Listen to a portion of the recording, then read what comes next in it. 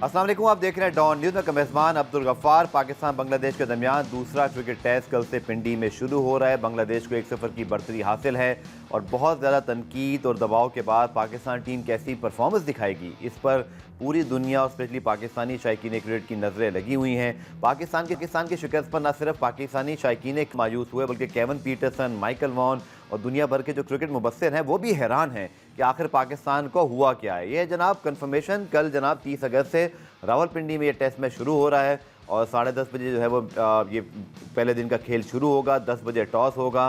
Pakistan team में क्या तब्दीलियाँ हो सकती हैं, पाकिस्तान को क्या बेहतर करना है, ये प्रोग्राम में बात करेंगे। इसके साथ साथ चैम्पियंस कप, जिसके ऊपर मोहसिन नकवी साहब ने बड़ा स्ट्रेस किया है कि अब हमें मुस्तकबिल का टैलेंट इस जो है वो डोमेस्टिक इवेंट से निकालना है, इसकी क्या तफसीलात हैं, इसमें पाकिस्तान क्रिकेट बोर्ड क्या नया करने जा रहा है। और इसके साथ साथ चैम्पियंस ट्रॉफी के ऊपर बात करेंगे। जय शाह साहब चूँकि आईसीसी के अब चेयरमैन बन जाएंगे 1 दिसंबर से, लेकिन चैम्पियंस ट्रॉफी पर इसका क्या असर पड़ेगा। दूसरी जानिब जो तैयारियां चल रही हैं चैम्पियंस ट्रॉफी की पाकिस्तान में तदीनो आराइश की, वो कहाँ तक पहुँची है। हमारे दोनों रिपोर्टर में सब मौजूद होंगे। कराची स्टूडियो से मौजूद हैं इमरान सिद्दीक और लाहौर में वे ज्वाइन करें गुलाम मुर्तज़ा। दोनों जाकर स्टेडियम में कवरेज भी करते हैं। दोनों को बहुत अच्छी तरह मालूम है कि इस वक्त क्या सूरत हाल है। इन दोनों से उसके हवाले से भी बात करेंगे, लेकिन पहले देखिए रीप्ले हेडलाइन। इससे पहले कि हम प्रोग्राम की बाकायदा शुरुआत करें, पाकिस्तान और बांग्लादेश के दरमियान दूसरा क्रिकेट टेस्ट कल से शुरू हो रहा है और इस टेस्ट मैच की तैयारियां, मौसम की अपडेट, इसके साथ साथ दोनों टीमों के हवाले से जो प्लानिंग है उनके हवाले से कोचेज़ या जो मैनेजमेंट है या खिलाड़ी उनका क्या कहना है,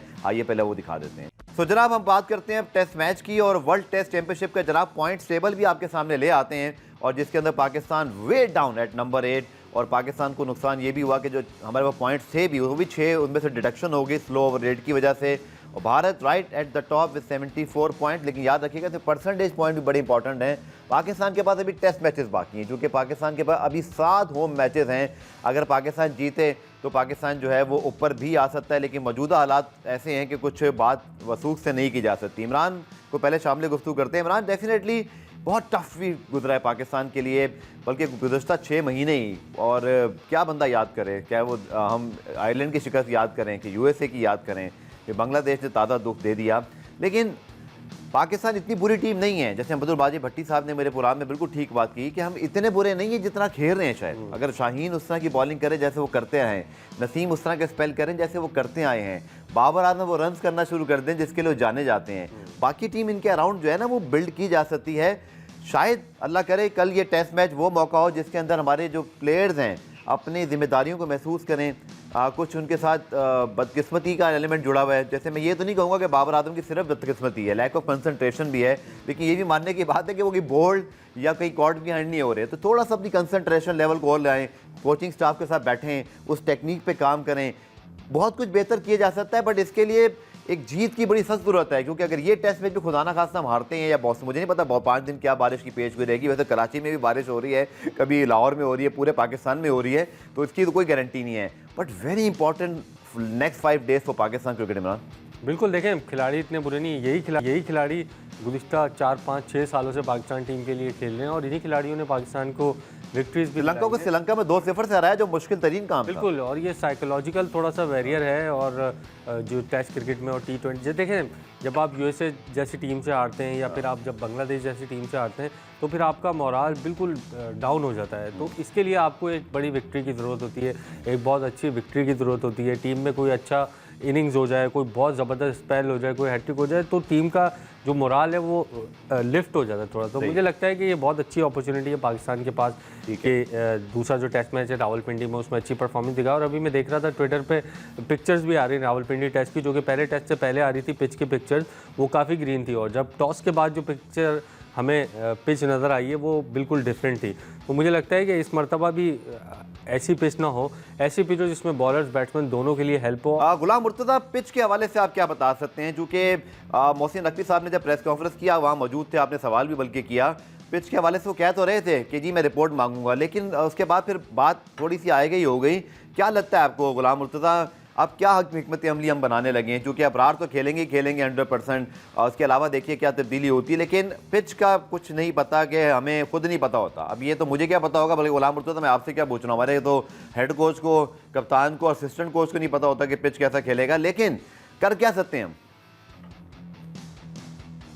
हिस्ट्री देखा जाए रावलपिंडी की तो वहाँ पे बैटिंग विकेट हमेशा बैट्समैनों को बहुत ज़्यादा सपोर्ट करती है, वहाँ पे रन ज़्यादा बनते हैं। तो पाकिस्तान को ये पहले ही सोचना चाहिए था। पहला टेस्ट भी हुआ तो उसमें भी देखा कि हमने घास ज़रूर छोड़ा लेकिन उसमें जान नहीं थी, स्विंग उस तरह नहीं हो रहा था, बॉलर्स को उस तरह हेल्प नहीं मिल रही थी। तो हमें इसका बाकायदा तौर पर जो हमारे टेक्निकल स्टाफ है उनको प्लानिंग करनी चाहिए थी कि इस विकेट पर क्या हमारे पास 4 पेसर हम खिला सकते हैं। तो अब उसी की दोबारा प्लानिंग ये करना होगी कि स्पिनर बहुत लाजमी है। अगर साउथ अफ्रीका में मैच होता है तो वो एक स्पेशलिस्ट स्पिनर के साथ लाजमी तौर पे ग्राउंड में उतरते हैं। ऑस्ट्रेलिया में मैच होता है तो एक स्पेशलिस्ट स्पिनर लाजमी खेलता है। इंग्लैंड में मैच होता है वहां पे भी स्पेशलिस्ट स्पिनर खेलता है। तो पाकिस्तान ने ये कैसे सोच लिया कि हम विकेट ऐसी ग्रीन टॉप बना देंगे और वो घास भी पाकिस्तान के फास्ट बॉलर्स को हेल्प करेगा।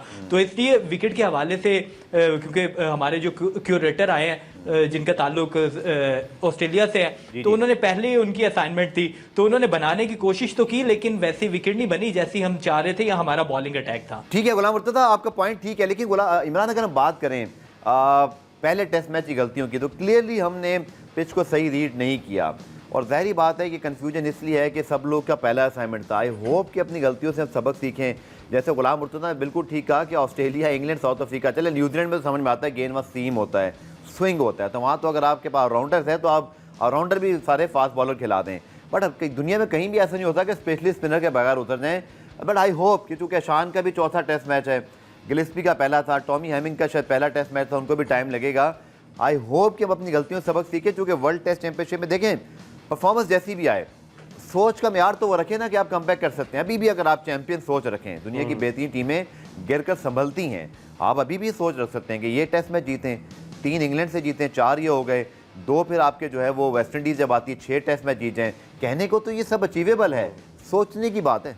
देखें आप बिल्कुल जिस तरह जैसन गिलेस्पी आया उन्होंने कहा हम अपना मेथड लाएंगे, शान मसूद थोड़ी सी एग्रेसिव अप्रोच के साथ टेस्ट टीम को आगे ले जाना चाह रहे हैं, लेकिन इन सब में आपको ओवर ट्राई नहीं करना चाहिए, बेसिक नहीं भूलना चाहिए। बिल्कुल ठीक। दुनिया में पहले कदम पे जमा लें आप अपने। दुनिया में कहीं पे भी टेस्ट मैच हो, कोई ऐसी मिसाल ही नहीं मिलती कि आप बगैर स्पिनर, कोई होंगे 2-4 टेस्ट मैच होंगे बिल्कुल, लेकिन ज़्यादातर जो मोस्टली 90% टेस्ट मैच हैं आपको बॉलर्स को रेस्ट देने के लिए भी स्पिनर चाहिए होता है, स्पिन को विकेट लेने के लिए भी स्पिनर चाहिए होता है। जिस तरह लास्ट टेस्ट में 7 विकेटें लास्ट डे हासिल की बांग्लादेश ने लास्ट, तो आप ये कैसे प्रिडिक्ट कर सकते हैं कि तीसरे दिन भी स्पिन नहीं होगा, चौथे दिन भी नहीं होगा, 5वें दिन भी नहीं होगा? ऐसा नहीं होता। कुरान में ब्रेक शामिल करते हैं, ब्रेक से जब वापस आएंगे तो कुछ हम बात करेंगे अपने स्टार फास्ट बॉलर्स की, चूँकि शाहीन नसीम की जो पेस है, जो हमारी एवरेजेस हैं, इस एवरेजेस में हम ये चीज़ ज़रूर भूल रहे हैं कि हमारे यहाँ विकटें कैसी बनती हैं, थोड़ा सा मार्जिन देना पड़ेगा, लेकिन उसके बावजूद कम से कम शाहीन और नसीम से हम इससे बेटर परफॉर्मेंस की एक्सपेक्टेशन होती है। डिस्कस करेंगे शॉर्ट का मशहूर देखिए। कुरान रिप्ले में खुशामदीद। तो जो चीज़ सबसे ज़्यादा काबिल तशवीश बनी हुई, बाइस तशवीश, वो ये है कि पाकिस्तानी फास्ट बॉलर्स जो हमारी पहचान है पूरी दुनिया में, यहाँ तक कि जब हम खेलने आते थे लोग बात करते थे कि अभी 3-4 फास्ट बॉलर इनके पास हैं और 3-4 इनके पास जो है ना वो बैकअप में पड़े हैं और एक से बढ़ के एक फास्ट बॉलर होते हैं। गुलाम मुर्तज़ा जो स्टैट्स हमारे सामने आए जिसके अंदर हम सबसे बॉटम पे हैं, रॉक बॉटम पे, साउथ अफ्रीका 9 मैचेस में 131 विकटें, चलें समझ में आता है, लेकिन भारत को आप देखिए कि 13 मैचों में 62 विकटें उन्होंने वहाँ भी हासिल की हुई हैं बहुत अच्छे एवरेज के साथ, जहाँ पर उनके मुल्क में टोटल स्पिन फ्रेंडली कंडीशन होती हैं और मैक्सिमम 2 फास्ट बॉलर खेलते हैं। मैंने इससे ज़्यादा कभी फास्ट बॉलर वहाँ खेलते देखे नहीं, 2 उनके पास स्पिनर होते हैं और एक हार्दिक पांड्या उनके साथ राउंडर खेल होते हैं। पाकिस्तान की 9 मैचों में तकरीबन समझ ले 31 विकटें। शाहीन का जो इंजरी के बाद 24 रन का एवरेज है वो 44 पे चला गया है, स्ट्राइक रेट उनका 49 से 78 पे चला गया, लेकिन उसके बावजूद शाहीन की इंजरी के बावजूद मैं समझता हूँ कि वो इससे अच्छे बॉलर हैं जितना वो नज़र आ रहे हैं। बांग्लादेश का भी खैर ये हाल है, देखिए वहाँ उनके पास स्पिनर बहुत अच्छे हैं, मतलब हम क्या स्टैंड कर रहे हैं, मतलब ना तो हमारे पास स्पिनर अच्छे हैं ना बनाने की कोशिश कर रहे हैं। दूसरा जो मैंने आपसे छुपा हुआ सवाल करना है, गुलाम मुर्तज़ा मुझे बताइएगा कि साजिद और नोमान कहाँ पर हैं आजकल? साजिद और नोमान को तो पाकिस्तान क्रिकेट बोर्ड ने कंसीडर ही नहीं किया। नोमान अली लाहौर में मौजूद है और यहाँ पे एक क्लब की तरफ से वो बॉलिंग भी कर रहे हैं, वहाँ पे प्रैक्टिस भी करते हैं। और साजिद क्योंकि काउंटी क्रिकेट खेलने के लिए गए थे तो वो 8 विकेट गुलाम मुर्तज़ा 8 विकेट लेके उन्होंने बांग्लादेश में टेस्ट जितवाया था साजिद ने, और नोमान ने श्रीलंका में जो आपने आखिरी मरतबा टेस्ट जीती उसके अंदर वो विकेट लेकर आए थे दोनों।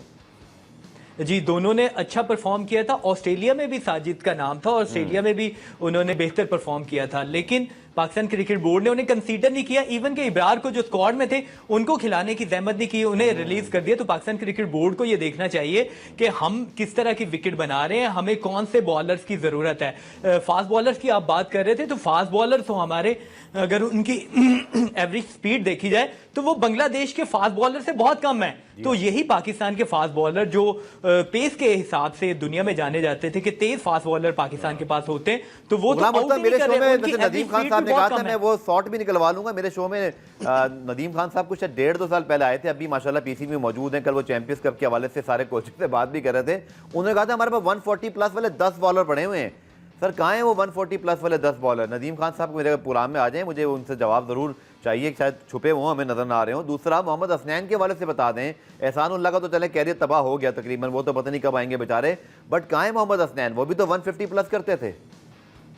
जी, मोहम्मद हसनैन का पता नहीं है, और हमारे बहुत सारे ऐसे फास्ट बॉलर हैं जो इंजरीज का शिकार हुए हैं, उनके ऊपर पाकिस्तान क्रिकेट बोर्ड की जानिब से कोई खास तवज्जो नहीं दी गई। एहसानुल्लाह की आपने बात कर ली, दीगर उससे पहले मीर हमजा भी अनफिट थे और आमिर जमाल अनफिट थे, मोहम्मद हसनैन अनफिट थे। तो पाकिस्तान क्रिकेट बोर्ड की जानिब से उस तरह के इकदाम नहीं किए गए कि जो होने चाहिए थे। जो अभी मौजूदा सेटअप है पाकिस्तान क्रिकेट बोर्ड का, उन्होंने पिछला जो तमाम मेडिकल बोर्ड जो बनाया गया था उसको ख़त्म भी कर दिया, लेकिन उसके बावजूद कोई ऐसी बेहतरी हमें दिखाई नहीं दी जो होनी चाहिए थी। तो पाकिस्तान क्रिकेट बोर्ड को इसकी जानिब तवज्जो देनी चाहिए कि जो हमारे फास्ट बॉलर खेल रहे हैं उनकी पेस क्यों कम हो गई है, वो क्यों नहीं आउट कर रहे, वो क्यों अच्छी लाइन पे बॉलिंग नहीं कर रहे। क्या हमारे कोचेस उन्हें समझा नहीं पा रहे, या वो अनफिट होने की वजह से? शाहिन शाह अफरीदी काफी देर बाद टेस्ट मैच खेल रहे हैं, नसीम शाह अनफिट होने के बाद दोबारा आए। कब है हमारे सर फिटनेस टेस्ट?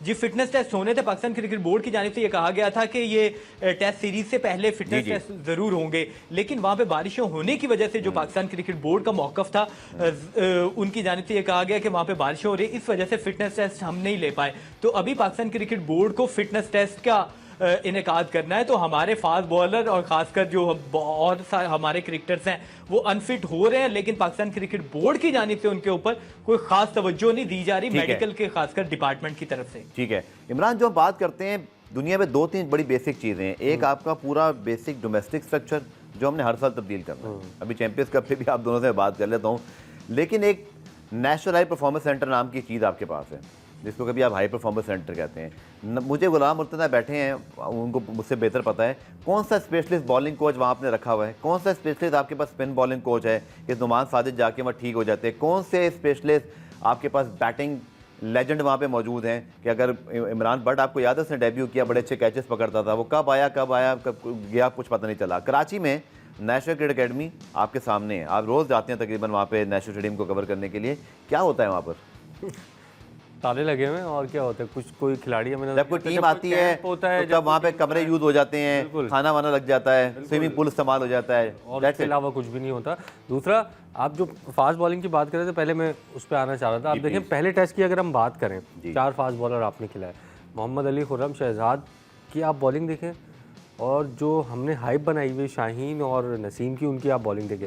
विकेट मिलना नहीं मिलना ये एक अलग बात है, बिल्कुल। मैं बात कर रहा हूँ बॉलिंग किसने अच्छी की, कौन लाइन पर बॉल गिरा रहा था, कौन चांसेस क्रिएट कर रहा था। आपको खुर्रम शहजाद और मोहम्मद अली उन दोनों से बहुत बेहतर नजर आए, तो बहुत अच्छी बॉलिंग। बिल्कुल। I don't know Naseem Shah को क्या हुआ है, लेकिन शाहीन शाह अफरीदी कैप्टनसी के मामले के बाद मुझे बहुत मतलब उनको इफेक्ट किया है इस चीज़ ने। आप वो माने या ना माने, या कोई माने या ना माने, उनका जो बॉडी लैंग्वेज है, उनका जो आप रनअप देख लें उनका, आप 2021-22 में शाहीन शाह अफरीदी का रनअप चेक करें। आपने बड़ा अच्छा टॉपिक छेड़ा, वो जो एक वीडियो वायरल हुई है शान मसूद वाली, वो क्या क्योंकि इससे पहले भी 2-3 चीजें इस तरह की आपको याद है, ये फैन इसके बता रहे बड़ी बात करते हैं, हम नहीं करेंगे, वो बोलेंगे पता नहीं हमने मैंने पूछा तो बात नहीं कर रहे। आपके पास क्या स्टोरी है? क्योंकि टीम की जो इस मौजूदा सूरत हाल है, अनफॉर्चुनेटली जब टीम हार रही हो ना, सब कुछ ही फिर बुराई में जा रहा होता है। बिल्कुल, वो क्या था उस वीडियो की? मैंने पूछा था शाहीन के, शायद वो गर्दन में दर्द था, वो जो हो जाता है हमारे कभी स्टिफ हो जाती है, बिल्कुल, तो वो दर्द था, तो उन्होंने हाथ को पीछे किया। वो वीडियो वहाँ उन्होंने जिसने भी बनाई, जिसने एडिट की, वहाँ ख़त्म कर दी। हालांकि शान ने हाथ हटा के फिर यहाँ नीचे ले आए थे हाथ, अगर वो कंप्लीट वीडियो में आप देखें तो ऐसा कोई मसला नहीं है। वो तो हम भी, आप अगर मैं खड़े हुए हैं, आपने हाथ रख दिया तो मैं भी यूँ हटा सकता हूँ, अब मेरा हाथ हटा सकते हैं, हमारी कोई चांसेस, इसमें कोई मतलब वो नहीं है कि हम दोनों के दरमियान कोई इख्तलाफ है या लड़ाई है, ऐसा कुछ भी नहीं है। देखिए फैंस को तो मसाला चाहिए होता है सोशल मीडिया पे, तो वो बनाते हैं ऐसी वीडियो। गुलाम मुर्तज़ा, टीम यूनिटी के मुतालिक आप ही क्या राय? इमरान ने तो बड़ी खूबसूरती से कवर ड्राइव खेल दी मेरे सवाल पर, लेकिन आप क्या कहेंगे? मतलब क्या वाकई ऐसा ही है जैसे इमरान बता रहे हैं? ठीक है, मैं इस पर्टिकुलर वीडियो की बात नहीं कर रहा, ये बिल्कुल ठीक बात हो सकती है, हमारे स्टार्स हैं, करनी चाहिए। मैं तो कभी भी ऐसी वीडियोस पे सिर्फ इसलिए बात कर रहा था जो कि ये बहुत ज़्यादा मौजूद बहस है, तो हमारे प्रोग्राम में इसको शामिल गुफ्तगू तो होना चाहिए। लेकिन क्या टीम की स्पिरिट मिसाली है? अब तो शान मसूद कप्तान है, अब तो बाबर शाहीन रिजवान नहीं है ना टेस्ट मैचेस में। जी, अभी तो पाकिस्तानी टीम में उस तरह के हालात नहीं है जिस तरह के वर्ल्ड कप में और उससे पहले आपको दिखाई दे रहे थे, क्योंकि दोनों जो कप्तानी की दौड़ में शामिल खिलाड़ी थे वो इसमें दोनों उस तरह पार्टिसिपेट नहीं कर रहे, क्योंकि वो खिलाड़ी के तौर पे पार्टिसिपेट कर रहे हैं। अब उनको भी देखना है कि हमारी जगह क्या टीम में पक्की बनती है नहीं, क्योंकि वो भी दोनों परफॉर्म नहीं कर रहे जिनका आप नाम ले रहे हैं। तो इस वजह से मुझे ऐसा लगता है कि अभी तो इस तरह के मसाइल नहीं है, लेकिन माजी में इस तरह के मसाइल रहे थे और पाकिस्तान क्रिकेट बोर्ड ने बाकायदा तौर पर प्रेस रिलीज में लिखा था कि इस तरह के मसाइल थे और उनके ऊपर वो वहीं से तो हमें फिर हिंट मिला, एक्शन तो नहीं हुआ। बिल्कुल। चलें, आप आखिर में कुछ बात कर लेते हैं इस टेस्ट मैच की, उसके बाद फिर हम चैंपियंस कप पे आते हैं, बल्कि चैंपियंस कप पे ही डायरेक्ट आ जाते हैं, जो कि अब एक टेस्ट मैच हार गए, एक कल शुरू हो रहा है, इस पर कितनी बात करें, क्योंकि अब होगा जो अल्लाह खैर करे, सब लोग दुआ कर लेंगे कल हमारी टीम अच्छा खेले। पर गुलाम मुर्तज़ा, आप लाहौर में बैठे हैं, चैंपियंस कप के हवाले से शेड्यूल कल आ गया था, जिसके अंदर विल्स के नाम से टीम है, पैंथर्स के नाम से टीम है, स्टैलियंस के नाम से टीम है, लॉयंस हैं, डॉल्फिन्स हैं, ये सारे नाम हमने सुने हुए हैं। बट क्या नया क्या है? हमारे यहाँ हर थोड़े अरसे बाद बसद एहतराम मौजूदा क्रिकेट बोर्ड, हम हर 1-2 साल बाद एक नई रैपिंग करते हैं, उसकी पुरानी जो हमारी प्रोडक्ट है उसको फिर नए अंदाज से पेश कर देते हैं। बट इसमें क्या नया है चैंपियंस कप में? और जो बातें हो रही हैं जी, वो 150 खिलाड़ी, उसमें एआई आर्टिफिशियल इंटेलिजेंस या कंप्यूटर की बातें, डेटा तो आपके पास पूरी दुनिया के पास पहले से मौजूद है, हम क्या नया करने जा रहे हैं? ये सब बातें तो लोगों को पता है। जी, पाकिस्तान क्रिकेट बोर्ड ने क्योंकि अपना नया एक चीज़ दिखानी कि हमने ये नया टूर्नामेंट स्टार्ट किया, तो इस वजह से उन्होंने उसकी पब्लिसिटी भी उसी तरह करनी और 12 सितंबर से 12 शुरू हो रहा है, जो लोग फैंस जानना चाह रहे हैं 12 सितंबर से जनाब फैसलाबाद में शुरू हो रहा है। सबसे अच्छी बात यह कि चले फैसलाबाद का स्टेडियम काबिल इस्तेमाल हो गया। जी गुलाम मुर्तज़ा, प्लीज़ कंटिन्यू कीजिएगा। जी, 12 तारीख से ये टूर्नामेंट स्टार्ट हो रहा है, लेकिन ये टूर्नामेंट पाकिस्तान के जो खिलाड़ी हैं, खासकर चैंपियन ट्रॉफी के लिए बहुत ज़्यादा ज़रूरी है, क्योंकि जो chairman Pakistan cricket board Mohsin Naqvi ने कहा था कि इन्हीं परफॉर्मर्स इसमें से जो परफॉर्म करेगा उन्हीं को सिलेक्ट किया जाएगा। तो चैंपियन ट्रॉफी के हवाले से जो पाकिस्तान की सिलेक्शन होनी है, तो उसमें ये इंपॉर्टेंट रोल अदा करेगा। 150 खिलाड़ी होंगे और इन्हीं खिलाड़ियों को सेंट्रल कॉन्ट्रैक्ट भी मिलेंगे। फर्स्ट क्लास के ये तमाम तर जो परफॉर्मर्स हैं उनको इकट्ठा करके ये तमाम 5 टीमें बनाई गई हैं। हर टीम में 30 खिलाड़ी होंगे। जो वक्त इब्तदाई तौर पे 15 खिलाड़ी होंगे, उसके बाद 15 फिर शामिल किए जाएंगे। तो ये 3 साल का ये जो दौरानिया है जिसमें हमारे मेंटोर हैं, तो वो चैंपियंस कप की हर टीम को वो लुक आफ्टर करेंगे। 3 साल उनके पास टाइम होगा, वो खिलाड़ियों को पॉलिश करेंगे। इनके साथ अंडर 19 के 15 खिलाड़ी भी शामिल किए जाएंगे और खवातीन क्रिकेटर्स भी 15 इसके साथ इंक्लूड की जाएंगी। तो इस तरह एक बड़ा जो खिलाड़ियों का पूल है वो तैयार करने की पाकिस्तान क्रिकेट बोर्ड की जानिब से कोशिश की जा रही है। जो परफॉर्मर होंगे उनकी सिलेक्शन होगी, उनको सेंटर कॉन्ट्रैक्ट मिलेंगे, फिटनेस के हवाले से उनके पहले टेस्ट होंगे, तो उसके बाद उनको भी तमाम तर जो सेंट्रल कॉन्ट्रैक्ट के हवाले से उनके जो आखिरी मराहल उनको फाइनल करना है, तो वो भी इसी में इंक्लूड किया जाएगा। तो ये 12 तारीख से टूर्नामेंट होगा, 29 तक जाएगा। फैसलाबाद में 2 साल बाद क्रिकेट हो रही है, तो ये पाकिस्तान क्रिकेट बोर्ड की जानिब से इब्तदाई तौर पे इसको बेहतर करने के हवाले से ये इकदाम किए जा रहे हैं। खिलाड़ियों को मुआवजा बढ़ाया जाएगा, मेंटोर लगाए गए हैं कि वो चलिए जी, चैंपियंस कप चैंपियंस ट्रॉफी के लिए इंपॉर्टेंट इवेंट है, इसके ऊपर गुलाम मुर्तज़ा तफसीली बात की। पुराने ब्रेक शामिल करते हैं, ब्रेक से वापस आएंगे। आपका फेवरेट टॉप, दोनों रिपोर्टर बैठे हैं, क्या चल रहा है इस वक्त नेशनल कराची में, लाहौर में, क्योंकि बारिशें भी हो रही हैं, कोई चैलेंज तो नहीं हो जाएगा आगे चल के? चूँकि बारिशें बहरहाल कराची में तो शायद 30 अगस्त को ख़त्म हो जाएंगी, लेकिन आगे चल के लाहौर में क्या कोई मौसम और दीगर सूरत हाल चैलेंज तो नहीं बन जाएंगे? इस हवाले से बात करेंगे शॉर्ट कमर्शियल। जनाब, आप सबका फेवरेट टॉपिक, यकीन करें, एक पाकिस्तान सुपर लीग जो है ना, वो हमें समझने टॉनिक का काम करता है, ज़ख्म पे मरहम की तरह, कि अब हमारी क्रिकेट में कोई अच्छी बात होने वाली है, वो तो हम बाद में करेंगे। लेकिन इमरान सिद्दीक साहब, चूँकि बारिशें कराची में चल रही हैं और Gaddafi stadium, sorry national stadium Karachi के अंदर काफ़ी काम कर रहा है, आपने का रिपोर्ट भी किया था वहाँ से कि बारिश के बाद वहाँ पर क्या सूरत हाल है, कहाँ तक कहाँ पहुँचा, और जो लोग स्टेडियम में, ये सारे मनाज़िर भी आ गए, थोड़ा बता सकते हैं एग्जैक्टली हो क्या रहा है, ये क्या मंजरनामा है? देखिए, वो जो सामने मैनुअल स्कोर बोर्ड था, उसके पीछे जो पुरानी बिल्डिंग थी, उसको मुकम्मल तौर पर मिसमार कर दिया गया है। और मुझे लगता है कि थोड़ा सा जो जिस स्पीड से लाहौर और पिंडी में तो खैर अभी टेस्ट मैच है, लाहौर में काम हो रहा है, अगर वो ही स्पीड यहाँ पर हो तो मेरा ख्याल है अभी ये सामने जो काम है, ये जो इंक्लोजर्स थे, चार बता सकें बिल्कुल, ये चारों दोबारा बन रहे हैं। देखें इनको व्यू इनका करीब किया जा रहा है, क्या मकसद क्या है इसका गिरा के बनाने का? बिल्कुल देखें, ये दो इंक्लोजर थे बड़े, इकबाल कासिम और मोहम्मद ब्रदर, जो कि जहाँ शादी कुर्सी होती थी, बिल्कुल जनरल इंक्लोजर थे, जहाँ पे स्टेयर्स आपको नजर आती थी, स्टेयर्स पे लोग बैठते थे। जी। उनको पूरा तोड़ा वो इंक्लोजर जहाँ का टिकट हम ऑफिस में भी किसी को देते थे, बोलते यहाँ का बदले किसी और को देते, वो उसको पूरा मिसमार किया गया और वो जो बिल्डिंग है उसको पूरी मिसमार की। अब वहाँ पर एक बड़ी बिल्डिंग बनाई जा रही है, उसमें मीडिया, ब्रॉडकास्टर्स और ये सब चीज़ें वहाँ पर होंगी। और उसके बाद जो जगह बचेगी उसमें आपके दो साइडों पे वीआईपी इंक्लोजर बनाए जाएंगे। जो पहले जनरल थे वो वीआईपी में कन्वर्ट हो जाएंगे। यहाँ पे फैंस के लिए कुछ नहीं है? नहीं, फैंस के लिए इतना ज्यादा कुछ नहीं है, ज्यादा वहाँ पे बिल्डिंग पे फोकस है। और अभी ये कंफर्म भी नहीं है कि यहाँ पे जो इमरान जो मीडिया सेंटर्स मौजूद हैं मौजूदा बिल्डिंग के अंदर, जहाँ हम लोग जाके अपनी कवरेजेस वगैरह करते हैं, इसको कैसे यूटिलाइज करेंगे? फिर हमें ये बताया गया कि ये सिर्फ वीआईपीज और वो पाकिस्तान क्रिकेट बोर्ड के ऑफिशियल्स, वीआईपी फैसिलिटेट हो रहे हैं बिल्कुल। और जो आपका मीडिया है और जो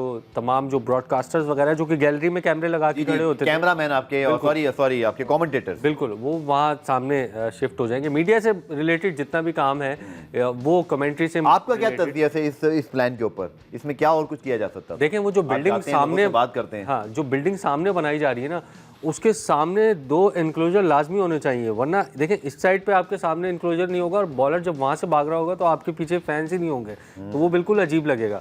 तो छोटे हों भले, लेकिन होने ज़रूर चाहिए, ताकि और होंगे भी वो वीआईपी, क्योंकि आपके पहले जनरल थे वहाँ पे स्टेयर्स की वजह से।